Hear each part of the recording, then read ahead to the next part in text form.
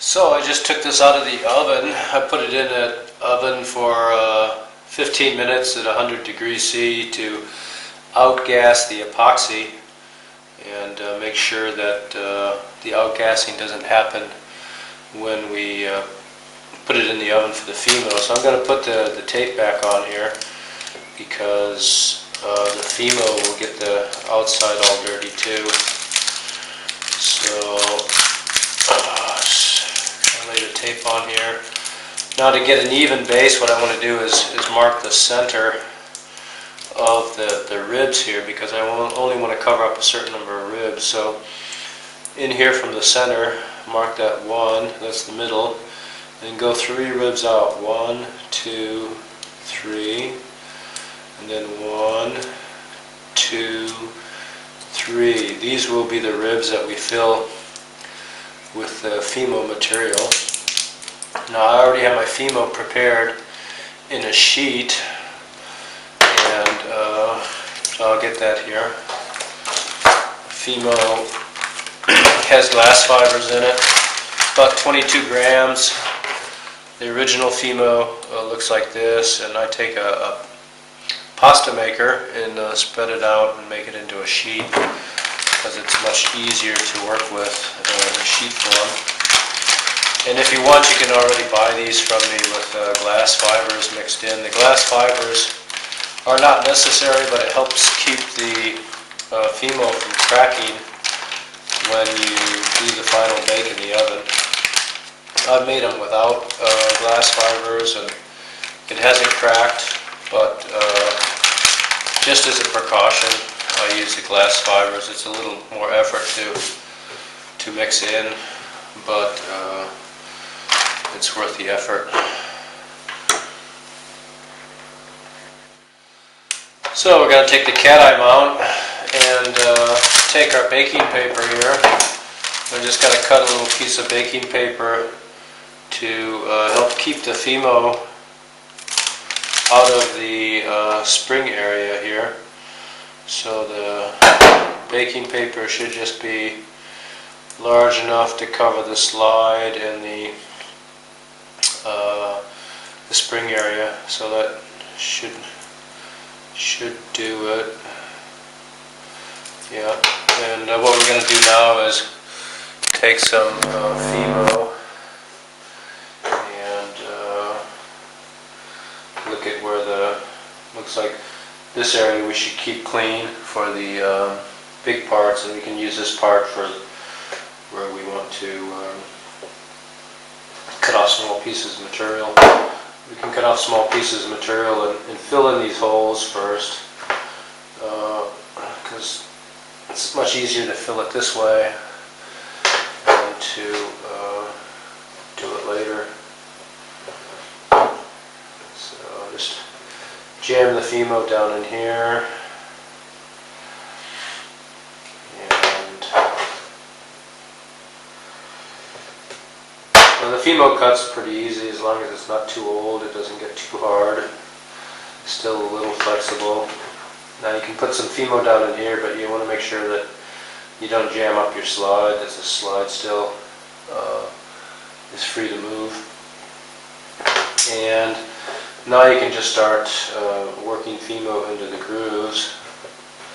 Just take a big piece here, and what you want to do now is just start working it in to the grooves of the housing. Just press it in. It's better if you take the small side and jam it in first like that.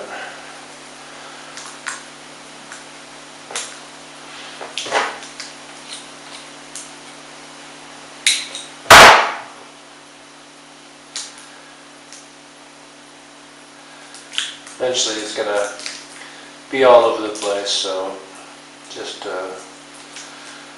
press and make sure you get a good connection into the housing grooves here.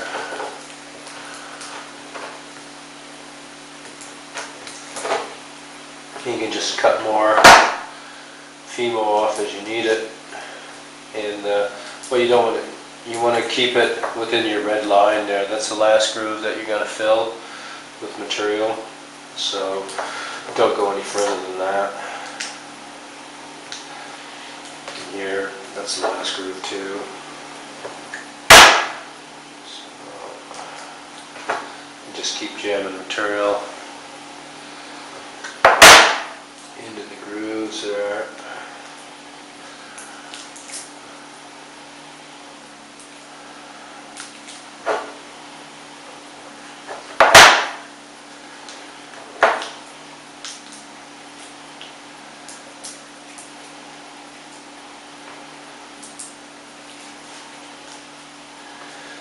You can just start forcing it out. What we want to do is keep a line here.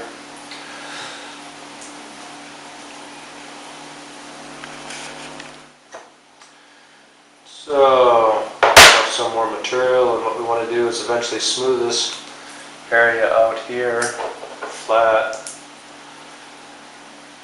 so that we'll lay one final piece in once the cat-eye mount is on to make a nice uniform area. So you can take Fimo and then start pushing it in the areas around the wires. Now what you want to do is make sure that you don't damage any of the wires by pressing the material in. And we're going to have to check the connection once more to make sure we don't do anything bad. So we can cut a piece of material here that fits into this area, probably not so wide.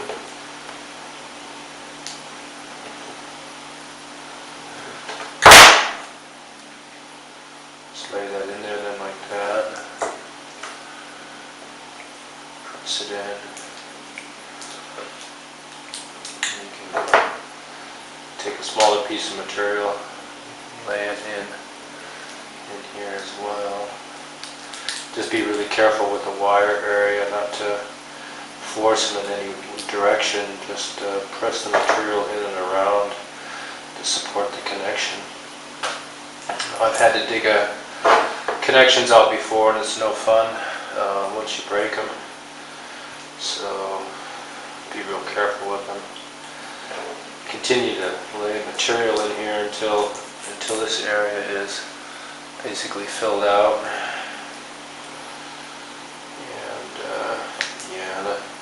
The Fimo's warm, it moves around pretty easily, and it's easy to form.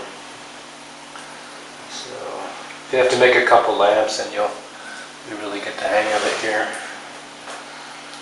pretty quickly. So you want to move everything down and make it nice and flush with the white part of the housing there. And we'll want to lay some material in here on the top too.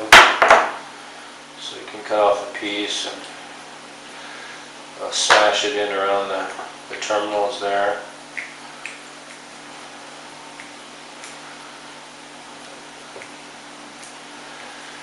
Just keep pressing. Once you fire this up in the oven, then it'll all stick real well and won't have any problems.